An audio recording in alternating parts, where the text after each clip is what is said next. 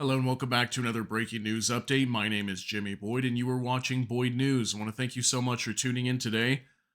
I want to bring you an update here regarding the Gaza war between Israel and Hamas.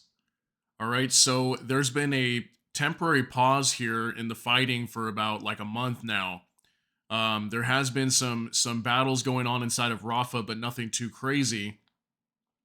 And a lot of this had to do with Benjamin Netanyahu here on your screen claiming that the IDF was going to move into Rafah by the holy month of Ramadan beginning on Monday. Okay, I believe it starts on the 12th. But supposedly on Monday is when Ramadan begins. And that is supposedly when the IDF is going to move into Rafah if they don't have a ceasefire agreement with Hamas.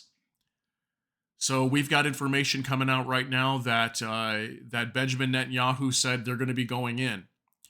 Okay, so it looks to me like there's no turning back here, and we're going to see something pop off here by next week. I really think. I think these other proxy groups like Hezbollah and the Houthis are really going to step up their attacks here over the next few days and leading into next week, because supposedly by Monday that's when the soonest we could potentially see the IDF moving into Rafah. Okay, so if you're not aware of this, just real quick, Rafah is the southernmost city in Gaza. It's one of the last remaining cities that have not been cleared out when it comes to Hamas. So Hamas is the terrorist group that attacked Israel back in October, and that's the whole reason why this war is going on in Gaza. The IDF is down there eradicating Hamas and trying to dismantle them. All right, so I want to show you this here real quick. So on your screen, it says here Ramadan holy month begins Monday. IDF will move into Rafah, Gaza. Okay, it's coming. It looks like it's coming here. I'm going to be showing you the information right now. So look at this on your screen here too. No Gaza ceasefire agreement likely before Ramadan as latest negotiations end. Okay, holy month of Ramadan begins on Monday. That's when Benjamin Netanyahu said that if they don't have a ceasefire agreement, they will move in by the 12th or the 13th, no latest is what it looks like here.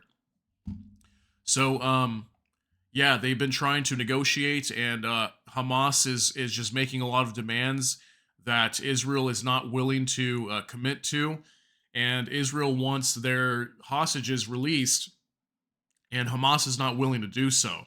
Okay, so it says right here, a senior Egyptian official has told ABC News that the Hamas delegation has left Cairo, that's Egypt, thereby ending ceasefire talks and making it unlikely that there will be a break in the violence before the start of Ramadan on Monday.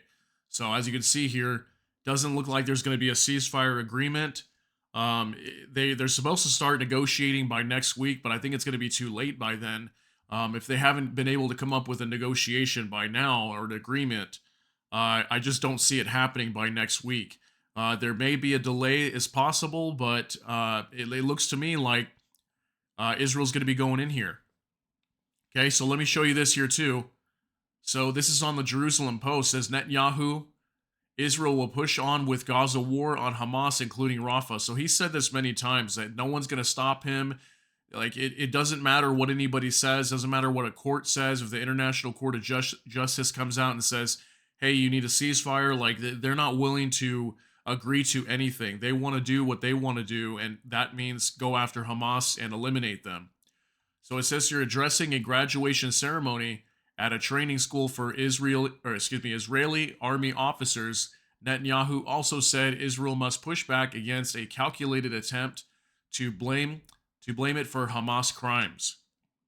It says here Israel will push on with its offensive against Hamas, including into the southern city of Rafah, despite growing international pressure to stop, Prime Minister Benjamin Netanyahu said on Thursday. So we did have information too that like even what's her name, the Vice President Kamala Harris of the United States, she came out and was calling for a ceasefire.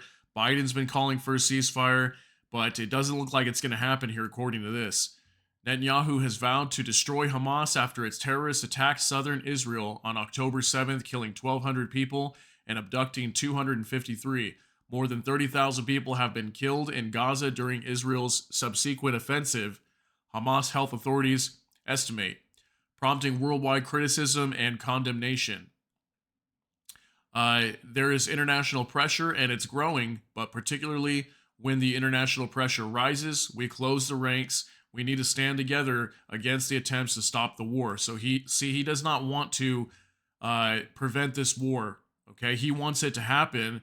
He wants to completely eliminate Hamas. I've been saying that for the longest time, that Benjamin Netanyahu is completely hell bent on destroying Hamas, completely eradicating them, because his stance is if we leave Hamas there, they will regrow in the future and attack us again. So he wants to remove them completely so they don't have to deal with Hamas anymore. That way, the Gaza Strip can be supposedly safe and not riddled with Hamas terrorist groups that are attacking Israel all the time. That's his stance, okay? Addressing a graduation ceremony at a training school for Israeli army officers, Netanyahu also said Israel must push back against a calculated attempt to blame it for Hamas crimes. He added that Israel would operate throughout Gaza, including Rafah, the last Hamas stronghold. So there you go. That's straight from his mouth. They're going in.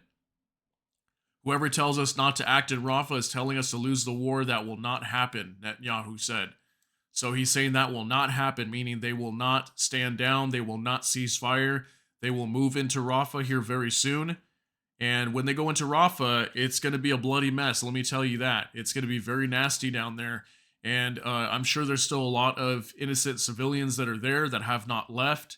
Whether they were unable to or they just can't, whatever might happen, there's going to be a lot of innocent people getting killed there.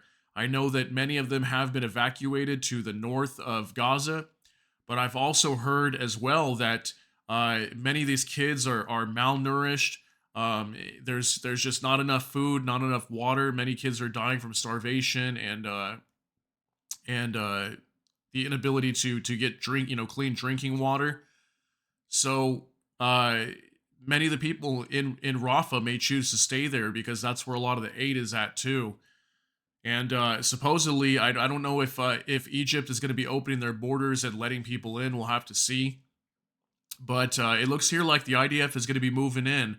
Benjamin Netanyahu is gonna give the order and tell their troops to start moving into Rafah to finish up this war. And whenever this happens, I really think these other proxy groups like Hezbollah for sure, and also the Yemen Houthis, they're going to be stepping up their attacks here, doing much more than they've already been doing. So expect that to happen. We'll have to see what happens here over the next couple of days. If anything else comes out, I'll let you know. And with that, I thank you so much for tuning in. If you enjoyed this video, please hit the like button. And also, if you enjoy my content, please consider subscribing to the channel. Hit the notification bell. That way YouTube can notify you.